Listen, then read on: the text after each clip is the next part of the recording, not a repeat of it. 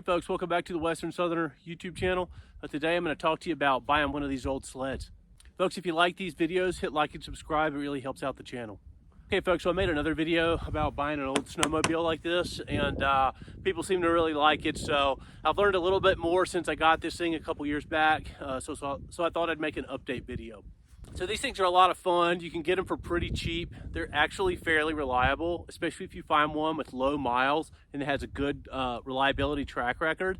And you know, they only get driven at most a few months out of the year. And these old two-stroke, two-cycle motors are pretty bomb-proof. They're pretty simple. So if you can find one that's in decent shape, it's a lot of fun. Okay, so the snowmobiles I'm going to talk about are kind of the 90s and early 2000s models. So I'm going to tell you a few things that I would kind of keep a lookout for if I was going to look at one of these old sleds to buy. Okay, to start out with, whenever I'm going to go buy something used, whenever I pull up to the person's house, this may sound a little weird, but I always just like to kind of look and see what their place looks like, right? If it's neat and tidy, if things kind of look maintained, that stands out to me, because in my mind, if the house and the space looks maintained, it's likely that their vehicles are maintained. Now, the other thing I like to keep in mind is that I want to start something up, and this applies to more than a snowmobile, but certainly a snowmobile. I want to start it up cold. So I don't want to pull in the driveway and have the guy like, oh, I pulled it around front for you and took it for a spin real quick to get it warmed up. I don't want that. I want to see it start up cold. The reason why I want to see it start cold is because I want to see if it has any trouble cranking up, if it sputters, if there's any issues going on there. I want it to fire off right away, hopefully. So another thing, I would just look at the overall, machine, see how it looked. For example, see how this has one mirror here and doesn't have a mirror there? That's because I flipped this sled over, right? And it broke that mirror off. If it doesn't have a windshield on it, probably because somebody laid it over. Now, flipping one of these things over isn't the end of the world, but it's just good to know that if it's been ridden like that. Another thing I like to check out is this, does everything work on it, right? When I bought this sled, stuff on the back, like the rear hand warmers didn't work, the brake lights didn't work. I kind of knew what I was getting, but I also had, a pretty good price, so I was willing to take that risk. The front headlight was kind of spotty and acting up. It just turned out being a wrong bulb. I put two new bulbs in it and it worked great. If everything's working on the sled, that can be a good sign. That doesn't necessarily tell you if the engine's in good shape, but again, if like all the other stuff around it seems to be functioning well, sometimes that can be indicative of a person taking care of it overall. So all these old sleds, a lot of times the seats look horrible. They're rotted, they're cracked. This one's got tape all over it. That's kind of typical, right? I mean, that's not a terribly big deal. Okay, moving on. So a couple other things I would do. I would look in that rear pocket right there. A lot of these things have these pockets in the back, and I would see if there's like a mouse nest or anything in it, or like animal living in there. It happens all the time. Also in the engine compartment, mice get up in there and build nests in it. That just gives you an idea of, maybe it's been like sitting in a field for quite a while and mice have been in there. And sometimes mice like to chew on the wires, and that's no good, right? There's not a lot of wires on these old machines, but any chewing on the wires is not a good thing. Okay, just some kind of basic stuff real quick. So not all sleds have electric start. If it has electric start, that's kind of a nice thing. That also means you have to put a battery in it. Sometimes you get a snowmobile and it just has a pull start to start it. If it has both, it's really nice. So the other thing to know is reverse. A lot of snowmobiles don't actually have reverse. This one does. It says reverse. You pull this up and pop it down to go forward. That's the reverse gear. Okay, we'll go up to this thing and we'll pop the hood open here.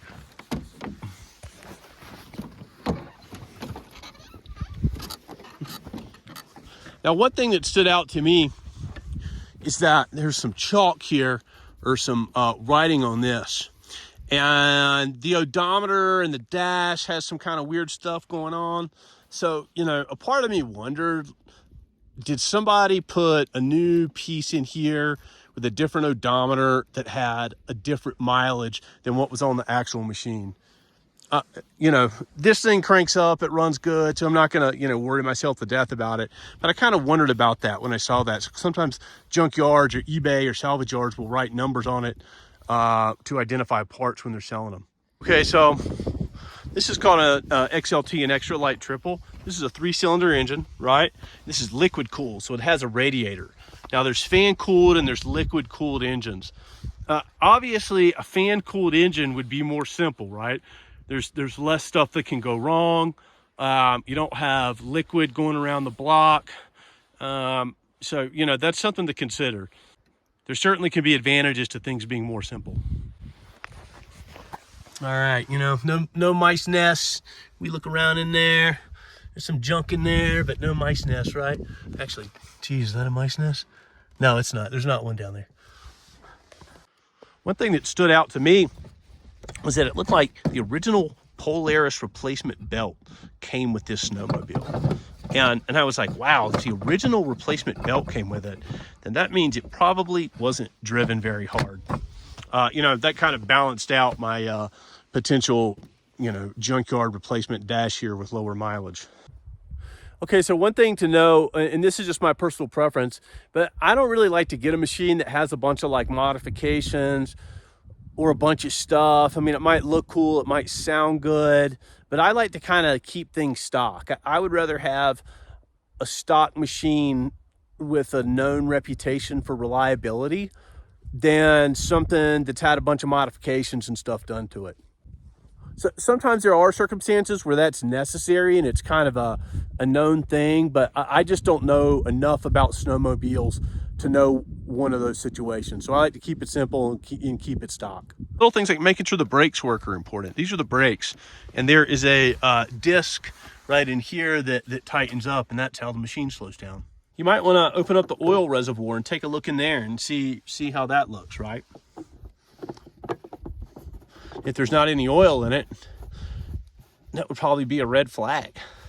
Also crack open the gas cap here and take a look, see what things look like in there. You know, if it's got a bunch of bits floating down in there, or if it smells really, really bad and really, really strong, that's not good. You know, gasoline smells, but you don't want it to be so obnoxious and stinky that it's had old stale gas in it. These carburetors, they don't like old gas, right? You know, with little bits of chucks floating in it.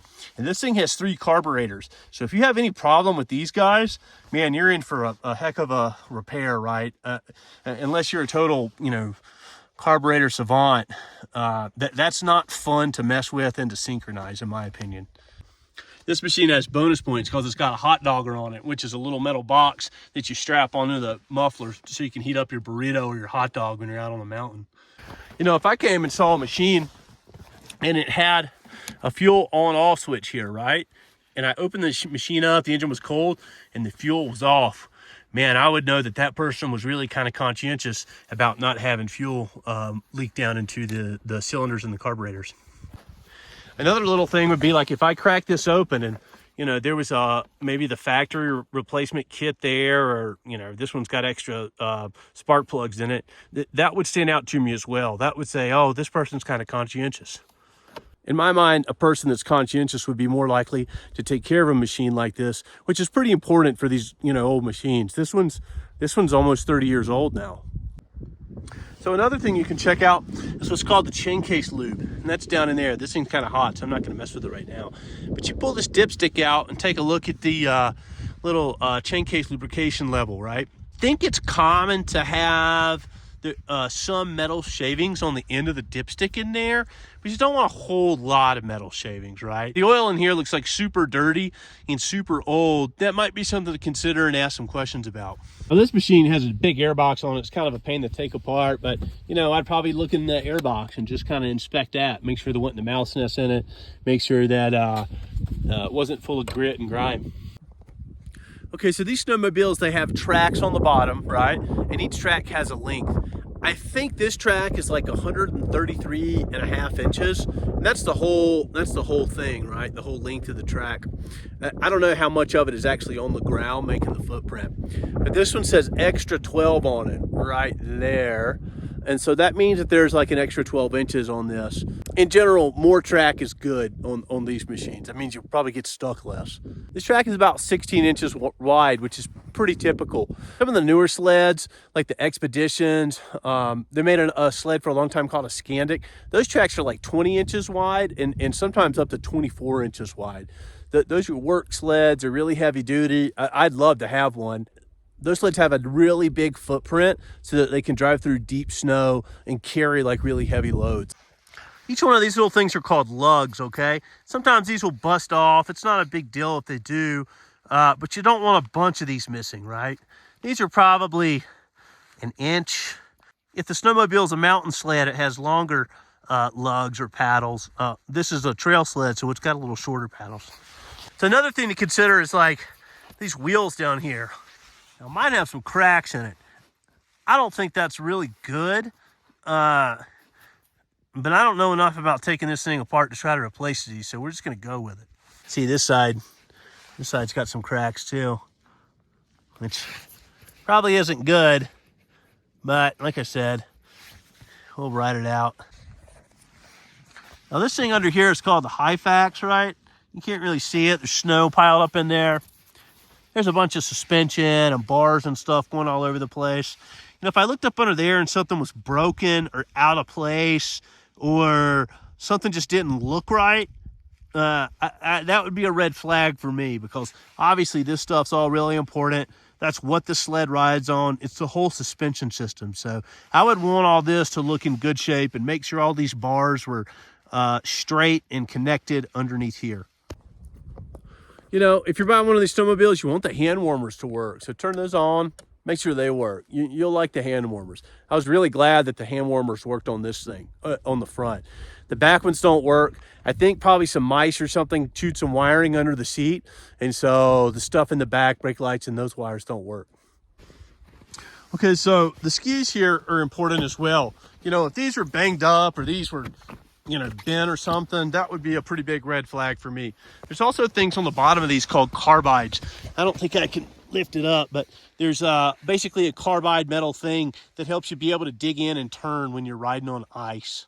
So another thing about the skis is that, you know, I would want to look at these A-arms here and make sure that these are in good shape and these weren't bent.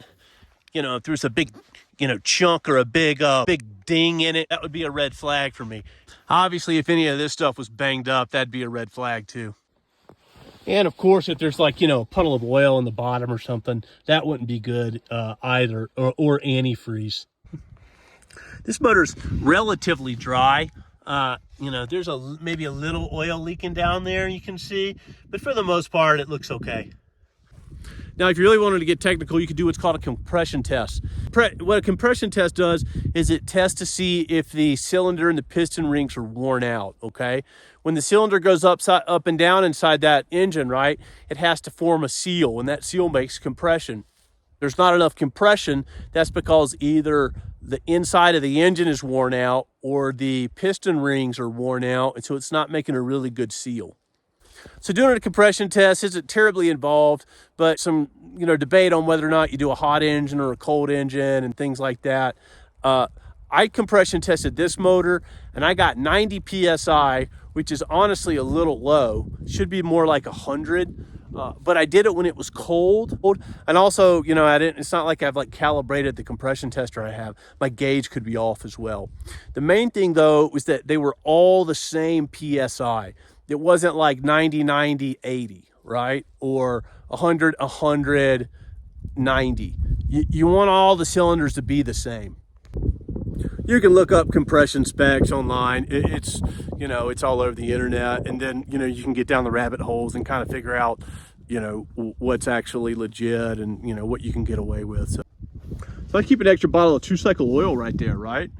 So if I came to buy a sled and I saw somebody had that, I'd think, man, this guy's kind of thoughtful, right? He probably takes care of his stuff. If you're looking at a snowmobile and it's got a tow hitch on the back, that might be something to make note of, right? You know that maybe the sled has done a little bit of work. It's pulled a trailer behind it like mine has. But if that's something you're interested in, it might be a plus, right? You don't have to install one yourself.